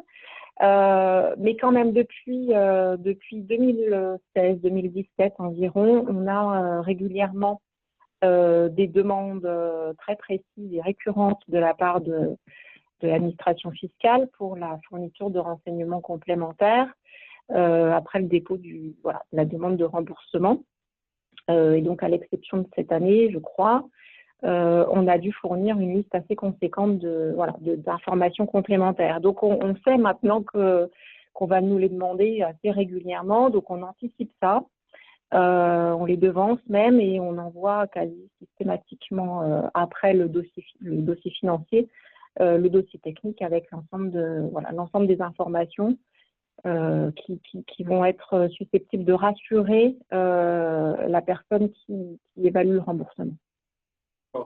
Comme quoi, on démontre par un négatif, ce n'est pas parce que on fait une demande de crédit d'impôt recherche que d'un seul coup, on a des contrôleurs qui débarquent dans l'entreprise 3 ans après pour faire un contrôle fiscal. Parce qu'on entend souvent ça et on peut, à travers notamment ton exemple, dire non.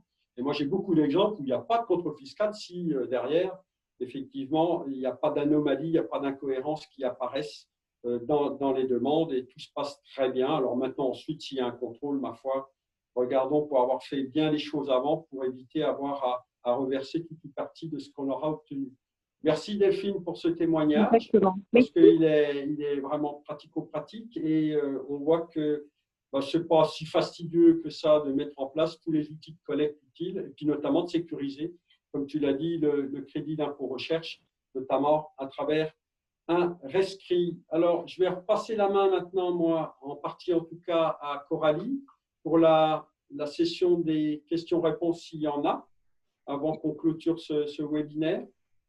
Oui, alors j'ai quelques questions. Alors, il y en a une que tu as déjà répondu par rapport au contrôle fiscal. Je vais te redonner, alors je les ai notées. Donc, j'ai une première question de Clément Gentil, qui est jeune docteur à l'ENSAM. Il cherche à savoir s'il peut financer ses 2 premières années de sa future start-up grâce au CIR JD. Stéphane, tu veux y répondre? Oui. Alors du coup, est-ce qu'il peut financer? Je pense que ça va être compliqué de tout financer. Par définition, le crédit d'impôt recherche, il vient financer des charges déjà existantes, qui peuvent être des salaires ou autres. Donc après, il y a des dispositifs qu'il faut voir aussi quand on lance son entreprise. Souvent, les jeunes entrepreneurs ne se payent pas après les premières années de start-up. Ils peuvent passer par des dispositifs Pôle emploi ou autres. Donc en gros, le principe, c'est que ces aides-là, c'est vraiment des aides qui sont associées à des dépenses qui sont déjà identifiées, à des projets identifiés. Il faut plus les prendre comme ça. On ne pourra jamais se faire financer complètement un projet, c'est très compliqué. Si on cumule les subventions, si on cumule les aides, ça peut faire, en tout cas en France, on est quand même très, très aidé. On peut financer plus de 50% largement de ces dépenses, mais il ne faut pas attendre de ces dispositifs qui prennent en compte l'ensemble des dépenses d'un projet de recherche. Ouais. Oui, et puis d'autant plus qu'on a une problématique à résoudre, c'est comme tu le disais, les dépenses, on va les engager, mais on va compter les points après la clôture de l'exercice, en tout cas au 31/12, on va compter les points, on va formaliser sa demande.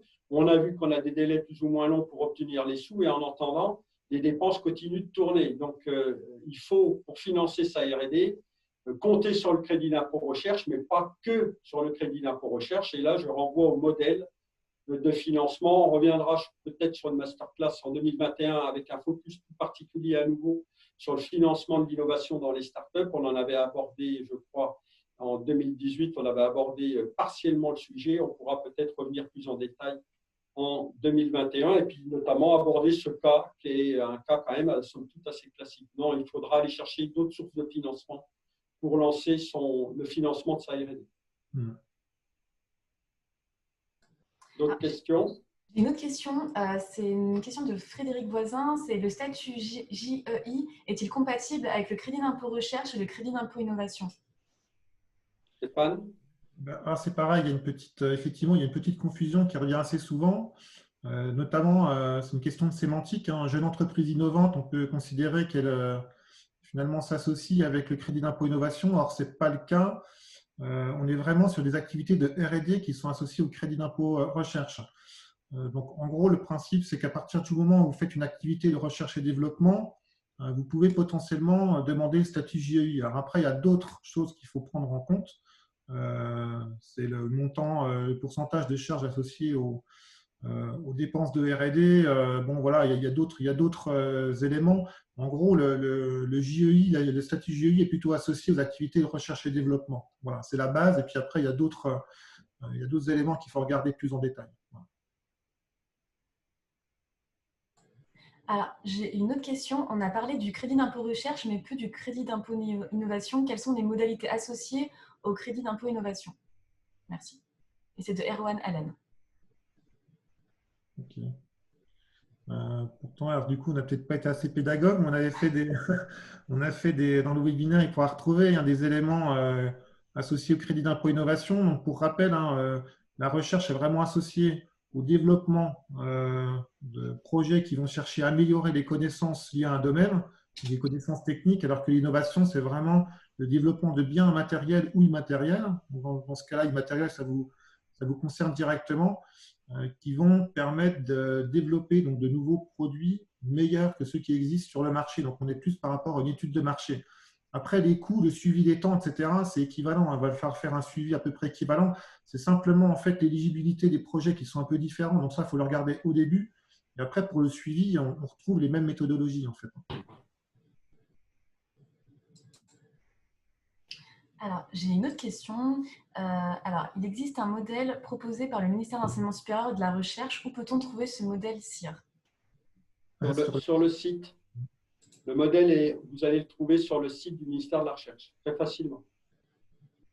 Alors ensuite, j'ai une autre question de Serge Essay. C'est bonjour, peut-on placer nos dépenses R&D assiette de CIR en production immobilisée sur l'exercice comptable? Voilà, alors, c'est souvent, on va retrouver un lien de connexité entre ce qu'on aura effectivement immobilisé et activé en investissement, ces travaux de R&D. Il y a souvent un lien de connexité qui va se faire entre ce qu'on va mettre en comptabilité, mais ensuite, on l'a bien vu, notamment en matière fiscale et de calcul de la base fiscale du crédit d'impôt recherche, il va y avoir une déconnexion comptable. Les dépenses, les salaires qui vont rentrer en activation de dépenses immobilisées à l'actif de l'entreprise sera forcément un facteur 1.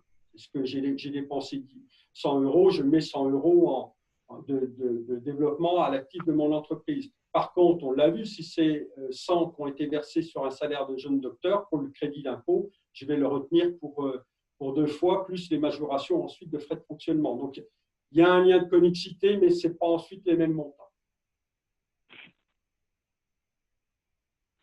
Alors, j'ai une autre question de Marc Benoît. Bonjour, j'ai rebondi sur la question de Franck à Delphine. Le pointage des heures R&D et dépenses dans un logiciel peuvent être tagués comme une compta analytique. Mais comment le salarié peut-il savoir si ces heures ou ces dépenses sont éligibles au CIR ou au crédit d'impôt innovation?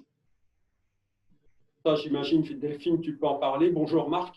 Je pense que ça, c'est le travail qui doit être fait quand même en amont dans la planification des travaux, et qui est effectivement de se dire qu'est-ce qui va relever de la partie interne et qui est utile pour la partie interne pour développer son propre état de l'art dans l'entreprise, de ce qui relève de la prestation qui va être facturée au client. Je ne sais pas comment tu t'y prends, Delphine. Je pense qu'il y a une discussion peut-être en amont et puis un suivi de ta part que tu fais peut-être tous les mois. Je ne sais pas comment tu t'y prends. Oui, alors la première chose, effectivement, c'est d'avoir cette discussion avec l'ensemble des salariés, puisqu'effectivement, ils se posent la question de savoir si telle ou telle tâche relève du CIR ou pas. Alors vraiment, si moi, je n'ai pas la réponse, éventuellement, je la pose au cabinet conseil. Mais effectivement, quand je fais une analyse, une extraction mensuelle, par exemple, je revalide certains postes de travail qui seraient mal orientés dans la saisie, par exemple. Mais globalement, on a eu beaucoup de discussions à ce sujet avec le cabinet qui nous accompagne. Globalement, il y a quand même beaucoup de tâches qui rentrent en ligne de compte et qui peuvent être éligibles au CIR, même pour des contrats qu'on qualifierait de prestations. En tout cas, pour la R&D, c'est de plus en plus facile pour nous à identifier quels sont les postes qui relèvent du CIR ou pas. Mais je pense que c'est tout simplement l'expérience. Et honnêtement, dès qu'il y a une petite question du salarié, on essaie de réorienter le tagage, en fait. Alors, j'ai 2 questions de Pascal Pia. Merci déjà tout d'abord, il vous remercie pour vos interventions qui étaient pédagogues et passionnantes. Il a une question peu fiscale ou financière. Faut-il être incubé pour réussir son projet innovant? Faut-il être incubé pour réussir son projet innovant, c'est ça? C'est ça. Ouais. Alors, sinon, Moi, je dirais que non. Je dirais que non. Je dirais qu'on améliore les chances, évidemment. L'incubation va mettre tout en œuvre pour réussir son projet de recherche-développement pour que ça aboutisse sur une réussite. Bien évidemment, avec tous les liens de connexité, les services qui vont être rendus par l'incubateur. Mais maintenant, après, ce n'est pas un gage de sécurité. Je ne crois pas que quand on signe un contrat d'incubation, que ce soit à Nicéphore ou que ce soit à DKBFC, pour ceux que je connais le mieux, je ne crois pas qu'ensuite, ça soit une garantie totale de réussite. Hein. Bon, voilà, en tout cas, ils ne vont pas s'engager, les incubateurs. Donc, non, mais évidemment, je ne peux conseiller que pour la R&D, mais pour bien d'autres raisons, de se faire incuber quand on le peut. Voilà, pour toute la palette des services qui vont être rendus. Alors, il y a également une autre question qui n'est toujours pas forcément en lien avec la comptabilité. C'est quelles sont pour vous les clés de réussite d'une équipe qui se lance dans l'entrepreneuriat avec un projet innovant? Les compétences idéales à réunir? Et les compétences qu'on avait déjà vues d'ailleurs, je crois qu'on avait fait un webinaire l'année dernière, me semble-t-il, sur le RH, la start-up et le RH. Je crois que justement, ça va être de pouvoir occuper toutes les fonctions de l'entreprise qui sont de sa direction générale à la partie commerciale, le pilotage des programmes R&D, la partie financière, on n'oubliera pas, et puis ensuite des gens qui sont capables de faire des connexions dans les réseaux. Alors souvent, quand on démarre, on n'a pas les moyens de staffer son entreprise sur tous ces domaines-là, et on va donc dans ces cas-là utiliser justement les réseaux qui existent entre les incubateurs, les réseaux entreprendre, initiatives et autres, et puis évidemment, parfois les syndicats patronaux. Donc en tout cas, il faut bien identifier dans la constitution de son équipe, qui est fondamentale dans la réussite en définitive, non pas du programme R&D, mais du programme tout court de réussite de son entrepreneuriat. C'est de bien déterminer quelles sont les fonctions à occuper, qu'est-ce que j'aime bien faire, qu'est-ce que je n'aime pas faire. C'est toujours un petit exercice que j'aime faire moi chez mes fondateurs de start-up, de manière ensuite à détecter là où il y a des trous et on va voir comment on va remplir les trous. Et quand il y a des trous, on va aller chercher de l'aide à l'extérieur de l'entreprise, que ce soit une aide gratuite ou que ce soit une aide payante, notamment faire appel à des gens qui peuvent accompagner des start-up. Bon, il y a des start-up où je ne les sens pas très bien dans le pilotage global du projet. Voilà. Je n'hésite pas à un moment de leur dire « Ah, moi je connais quelqu'un qui pourrait s'occuper un peu de la direction générale de la start-up pendant que vous avancez sur votre programme de R&D. » Par exemple, ça m'arrive. Voilà. Donc, le cocktail, c'est une équipe bien équilibrée qui occupe toutes les fonctions de l'entreprise. Voilà. Et après, c'est un travail au cas particulier, c'est très factuel. Merci Franck. Oui, je crois que je rebondis juste, je rebondis juste Coralie sur cette question parce qu'effectivement, c'est éminemment important de se faire accompagner. Bon, pour ma part, je ne parle pas de l'incubateur parce que j'ai été incubée tardivement, mais finalement, j'ai quand même eu quelques formations plus générales sur la direction de l'entreprise. Il faut bien reconnaître qu'il y a beaucoup de réseaux qui sont capables de vous apporter de l'aide substantielle avec des gens qui sont vraiment bienveillants.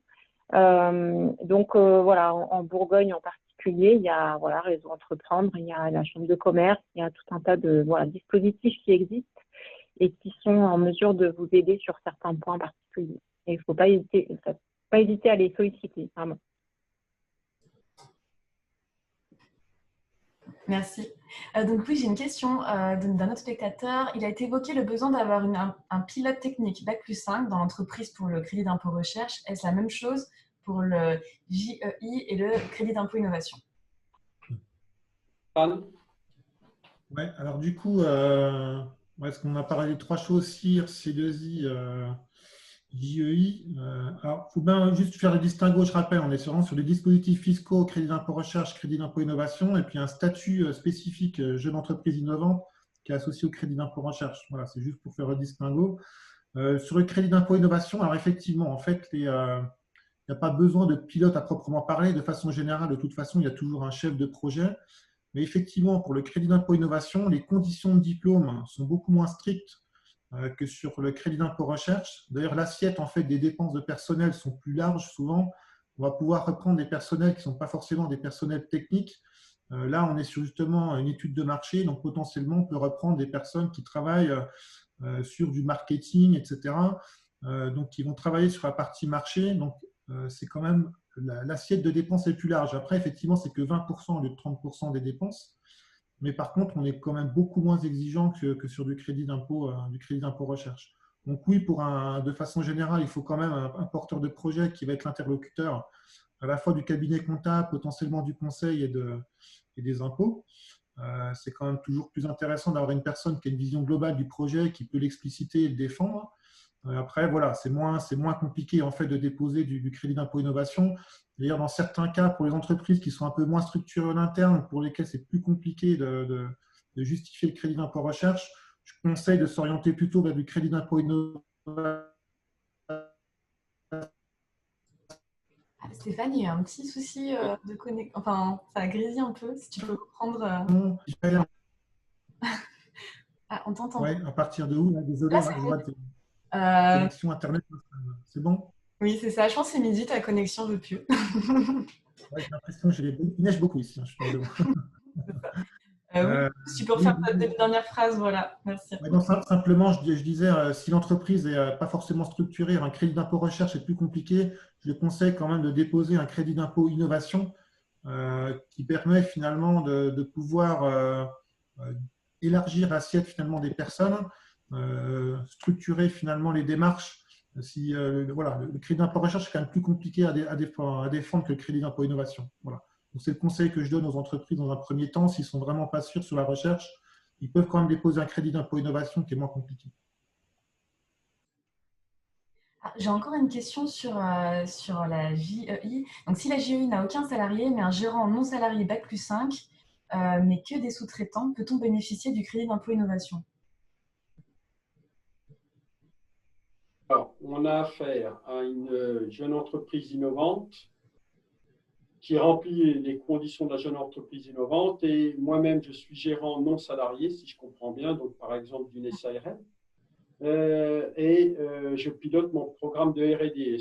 Alors, si c'est du crédit d'impôt recherche, bah oui, il n'y a pas de souci. Ça sera ensuite si les dépenses sont évidemment éligibles.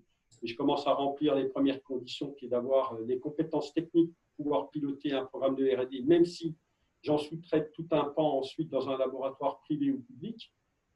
Crédit d'impôt innovation, j'allais dire, là, le souci est moins, c'est ce que tu venais de dire, Stéphane, est moins prégnant par rapport à la notion de diplôme. Hein. Là, il y a moins de soucis. Quoi. Ouais.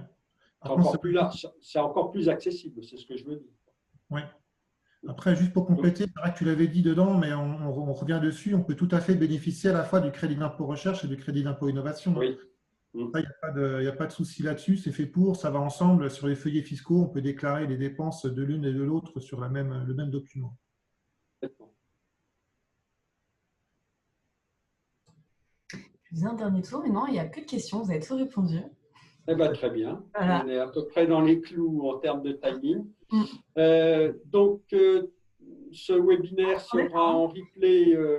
En fait, non, il y a une pardon, je vous coupe. Non. En fait, il y en a deux qui sont arrivés. Dans le cadre d'une demande de crédit d'impôt innovation, les coûts d'une embauche d'un jeune doctorant est-il possible comme le crédit d'impôt recherche? Alors, tu peux reposer la question, pardon, j'ai mal écouté. Ah, excuse-moi. Alors, dans le cadre d'une demande de crédit d'impôt innovation, les coûts d'une embauche d'un jeune doctorant est-il possible dans le crédit d'impôt recherche? Alors, pour le coup, non, c'est vraiment associé au crédit d'impôt recherche. Et en plus, enfin, en général, hein, quand on embauche un jeune docteur, c'est vraiment parce qu'on a des problématiques de recherche à lui donner. Sinon, ça reste quand même des personnels assez spécifiques. Hein. C'est des personnels qui sortent de thèse. Alors, c'est vrai que pour le coup, on a discuté un peu avec Franck, il y a des doctorants, les doctorants en chiffres notamment, qui sont intéressants, qui, une fois qu'ils ont fini leur thèse à l'intérieur de la société, deviennent des jeunes docteurs. Donc, c'est quand même des personnels un peu spécifiques. Donc là, le doublement, c'est vraiment spécifiquement lié au crédit d'impôt recherche. Après, rien ne vous empêche d'embaucher un jeune docteur dans le cadre d'un projet d'innovation valorisé pour le C2I, mais par contre, il n'aura pas les avantages liés au CIR. Merci. Et j'ai également, donc c'était une précision par rapport à la question que vous avez répondue avant. C'était la question est plus par rapport à l'absence des salariés pour avoir le crédit d'impôt innovation. Ah oui. Ça, c'est un vrai souci.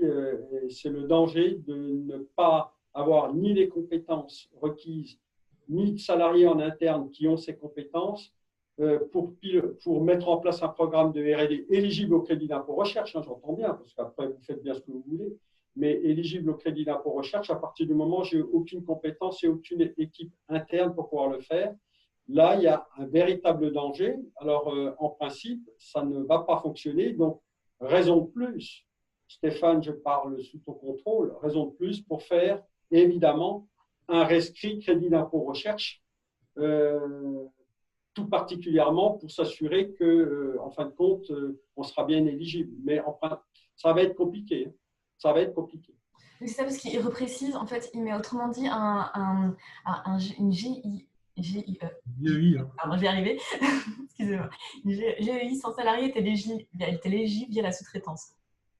Ouais, alors pour le coup, pour le crédit d'impôt recherche, pour le crédit d'impôt innovation, alors les textes, pour le coup, là, ils sont clairs. Il faut quand même, alors pour la sous-traitance, on ne va pas rentrer dans le détail maintenant, mais en gros, on peut pas, ce qu'on disait, on ne peut pas valoriser n'importe comment. Il faut, il y a des plafonds, il faut des coûts en interne, donc on ne peut pas uniquement sous-traiter. Donc déjà, c'est clair par rapport à ça.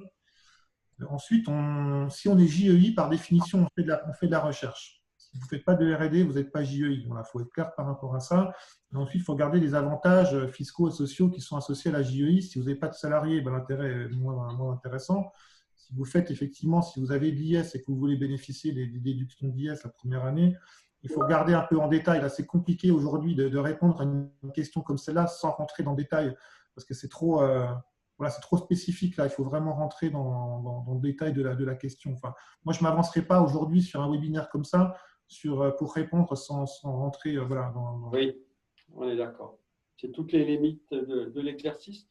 Ouais. Je vais proposer peut-être, Coralie, que nous en terminions ici, peut-être avec une dernière question. Non, vous avez tout répondu. Là, cette fois-ci, Eh ben, c'est parfait. la dernière. Voilà, donc ce webinaire va être mis en replay, je parle sous ton contrôle, Coralie, bientôt sur le site de Nicefa. Donc, si vous voulez revenir, voilà, et si vous voulez vous poser un peu plus sur la question, et de toute manière, ils ont nos coordonnées, donc nous restons évidemment disponibles sans difficulté pour le service après-vente.